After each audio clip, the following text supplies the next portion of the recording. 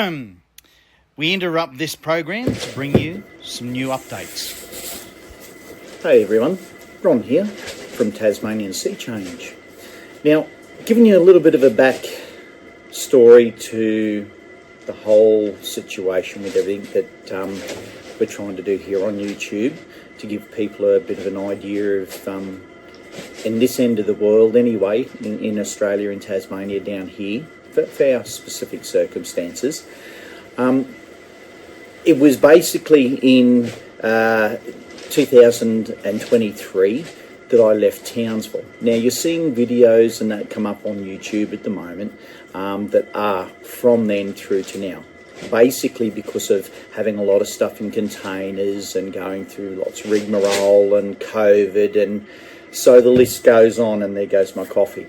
But anyway, all it comes down to is that basically I'm going to give you a bit of an overview on the whole thing, to give you a bit of a catch-up, because it's taken us quite some time to get the facilities back up and moving in the way of computers and whatnot, to get it to starting to put up onto YouTube. We're doing catch-up, and hopefully you'll see some of the do's and definitely the don'ts, and in comparison with weather situations, going through councils, what they will and won't let you do, and vice versa, and the land changes that were just happening as I was purchasing this block, which delayed a lot of things as well. I'm going to move that coffee.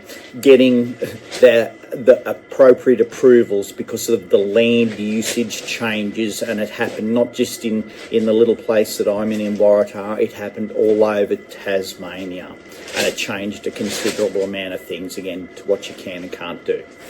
But that's a basic delay, why some of the delays have happened, and that as well. The other one is the weather.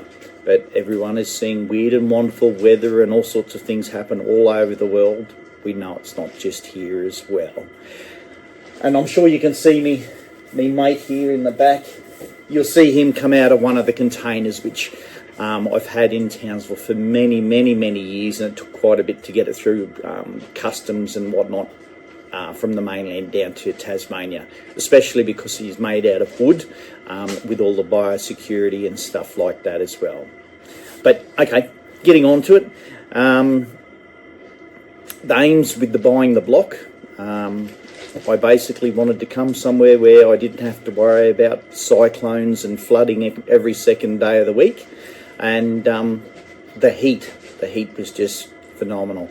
As time's gone along in Townsville, it's just gotten worse and worse over my entire lifetime. So as things progressed, it was a case of plain and simply calling it a day. I didn't have much of a choice in some of those things, and I picked up and moved on with life, and here I am right here, right now. So some of the other things, I like to keep busy. You've seen that I've got a tractor and that, because the block when I bought it was basically a virgin block. I've got lots of different implements, and from then through to now I've gotten more implements, and I've made a few specifically for what I need to do here as well in my circumstances. I do have some physical limitations and stuff, and whatnot, due to physical hindrances that I've got, but we won't go into any of those. We'll just keep it as that and just move on from there. Now, a lot of times you'll see in the earlier stages with some of these videos when they were done, that sometimes it sounds like I'm yelling at you, sometimes it sounds like I'm so far away you can't hear me. Basically, with the wind and everything else, and again, because this was a learning process right from the get-go, presumed that you'd be able to pick it up quite well. No, you can't. Hence, we've gotten a speaker. So it hopefully will take out a lot of those issues from here on out. But you're still going to have a lot of videos come through that have got sometimes terrible sounding and whatnot as well. And buts, and those all come through as well. I have those things come through. The lovely lady on the other side of the camera tries to edit a lot of those out, and I have been endeavouring to try and change some of those, but a lot of the stuff we do just straight off the cuff. There is no sitting down and trying to work out what you're doing. We just do it. In saying that, at the moment we've got a number of different speaking points here at the second, because this is one where I'm trying to purvey to you how it is all moved along and progressed as well.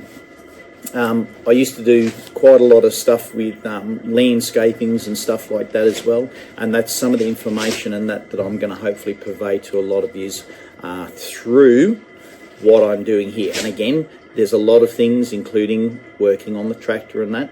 I'm not a farmer, not in the remote sense of the word.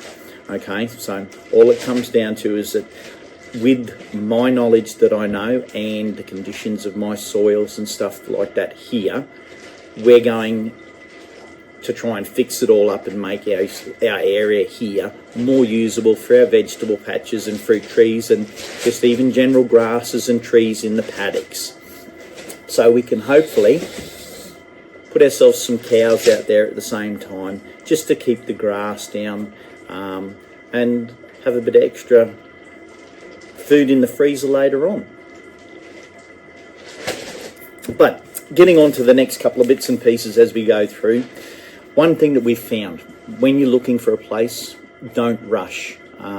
We looked at a whole variety of stuff online, and there were lots of places that looked absolutely fantastic, and I went, yeah, some of them are just the spot to be. Well, a lot of stuff was also done with drone work. Now, I'm sure a lot of people are these days used to seeing drones flying in and out and round about. Every second person, and probably including your neighbours, have got one. It gives a false sense of the angles of some of the land that you're looking at in some aspects, especially with the way in which it can be done and the footage taken off of some drones. A lot of places that we looked at that looked via some of the drone work and all that, nice and flat, well, they were on 45-degree angles and they were not even worthwhile looking at. And some spots were just, you know, unless you won lotto or you've got lots and lots of dollars behind you, they were places that you just couldn't build on, or you couldn't even do anything with the land. All different places had various different things, again, with all the rule changes down here in Tasmania for land usage and stuff like that. What you can, what you can't clear, how you can and how you can't clear, and things like that as well. And are you able to even put a house on it? Or are you just able to farm trees or put cattle and stuff like that? Crops, fruit trees. Can you have B&Bs? Can you not have B&Bs? These are lots of different things that we'll discuss as it goes along. Now, one thing down in this end of the world, there's lots and lots of lovely trees everywhere, but for every tree that you see, you've got 10 rocks, and they vary in size from very small to sizes that are all over the place. You've got lots of areas that are hilly, but you've also got lots of areas that are undulating, just rolling hills that are quite nice, and very flat areas as well. As for water areas for... Jude's going to cut this out anyway. As for areas when it comes down to, you know, water views and things like that, there is absolutely massive amounts of places down here that have creeks, lakes and ocean views around the place. So one of the things is unless it's a specific area, I wouldn't take it as that it's a special area in that aspect, because plain and simply, they're everywhere. It's not a very narrowed point of view in regards to having, you know, lakes or creeks or ocean views. They're absolutely everywhere, everywhere. It just comes down to where you decide that you would fit in or not. One of the other things here that we found when we first moved to the block was plain and simply the undulation of our property, or the property here, was plain and simply not quite flat because of it being unworked. We had a lot of areas here that also had springs bubbling out of the ground and all that sort of stuff as well. In regards to the weather down here, if you like snow, there's lots of places all across Tasmania where you can get snow. They're not isolated spots. You know, and I'm using some of these terms relatively loosely. Where I am here in Waratah, we've had numerous amounts of snowfalls here. Some have been a little bit of snow, and then some have been quite substantial. Now, just up the road from here, not even 60 kilometres-ish drive, you've actually got the Cradle Mountain. Sorry, I had to ask. It was there, but it just didn't come out like that. Cradle Mountain. And then that's only, again, 60-odd kilometres away. And in between here and there, you've got lots of ranges, mountain ranges and all that you'll see the snow on all over the place. There is trout fishing in every puddle that you find. There is trout. And most of it's been introduced as it goes through. One thing on this particular block as well, which we're quite lucky for, is that we can literally walk no more than 5 or 10 metres outside the door, and you can see the auroras at the times of years that, and again, with all the solar flares and everything that's been happening lately, you can see the aurora literally outside the door on a clear day. Catch-22, there's lots of clouds and rain and stuff come in and out, and fog as well, because height-wise, we're 620, 630 metres above sea level. Okay, so again, these are some of the things you've got to look at. Shopping, doctors, stuff for general fixing of blocks, facilities. When it comes to water and sewerage and things like that, some places you're not going to have town water, you're not going to have sewerage like for in towns and all that sort of stuff. Some places you're not even going to have power. Some of this stuff you're going to have to go completely off grid for, and these are things, again, you have to take into consideration as well. We're lucky here. We don't have town water. We don't have sewerage.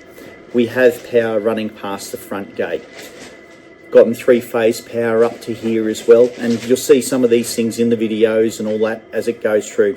It always pays to shop around to see who can give you the best price for what as well. I try to have always kept things local when I lived in Townsville, and I've tried to do that down here as well. But sometimes you have to buy stuff from the mainland, and you can save yourself considerable amount of money. And these are things you'll have to look at. Now, as for water here, it was not viable. Well, not viable. It was very expensive to put a bore down and outfit it and all that because of the location of where the bores and that had to be, and to outfit it to get it back up to where the house site is, and run pipe work and everything, and electricity as well. It was far cheaper to put in a very large water tank and work it from there, and then putting in septic systems and stuff like that as it goes along. A couple of the other things I've got on the list here. Again, definitely don't rush, as I'm sure I've explained before, rush into buying the block. Ask your council what you can and can't do with those places as well. Ask your neighbours if you're worried about flooding, weather conditions, all that sort of things. Availability of water, simple stuff like that. Availability of machinery, graders, tractors and all that. But down here, you've pretty much got that sort of stuff nearly everywhere and anywhere, and it will vary in cost and things like that. COVID definitely interrupted us on the way down through to Tasmania. In Queensland, there was a lot of places that weren't completely locked down, not like they were through into the southern states where you couldn't go anywhere. There was still quite a bit of liberalness in Queensland, but coming from there all the way down to here, backups in transportation and things arriving and being able to go here, there and everywhere as well. One of the things we found was to try and get accommodation. Now, there's always been not always, for quite some time, there's been housing crises on the mainland and also down here in Tasmania. That's why we had to hire a van to live in for quite some substantial amount of time, because we could not find a place that would let us rent. And again, having 3 lovely dogs, that also put us into a different category again as well.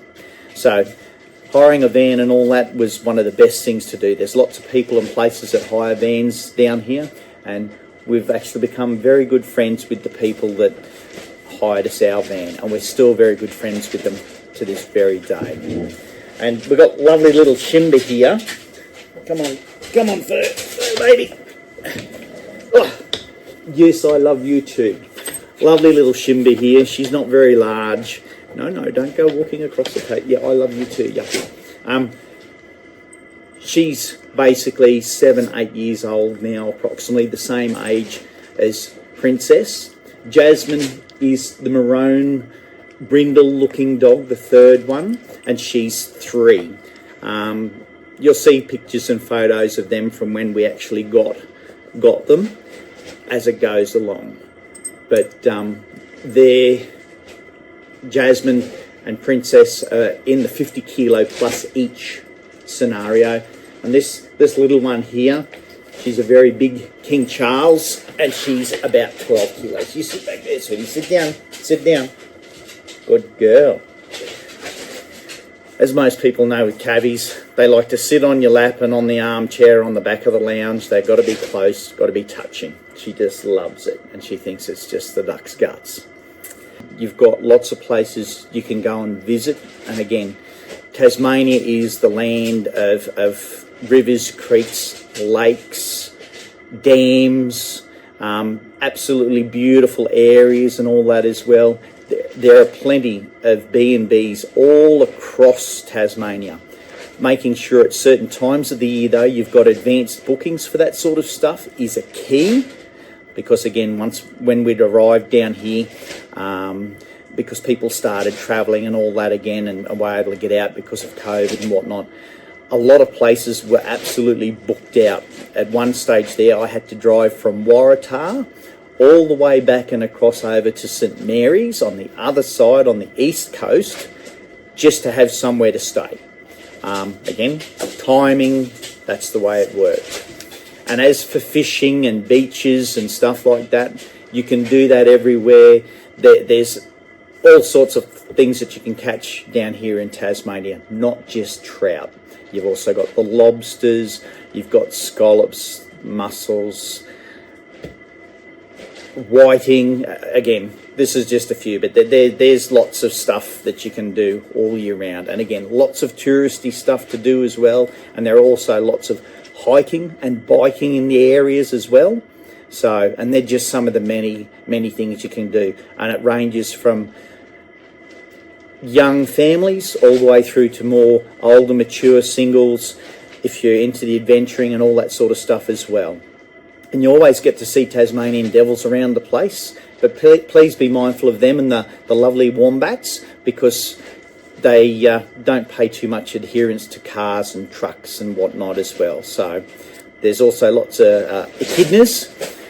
Here in Waratah, you'll see quite a lot of echidnas around at various times of the year, and you will even see the white echidnas. They're just absolutely pitch white as a piece of paper. But anyway, I'm going to roll this up for the moment and let Judy do the cutting and editing. And thank you, everyone, and I hope you enjoy what you're seeing. As you would have seen, the videos you're seeing at the moment, I've changed. I've definitely changed. I've grown a few adaptations due to weather conditions as well. Okay, that or I'm just getting old. Okay, bye for now.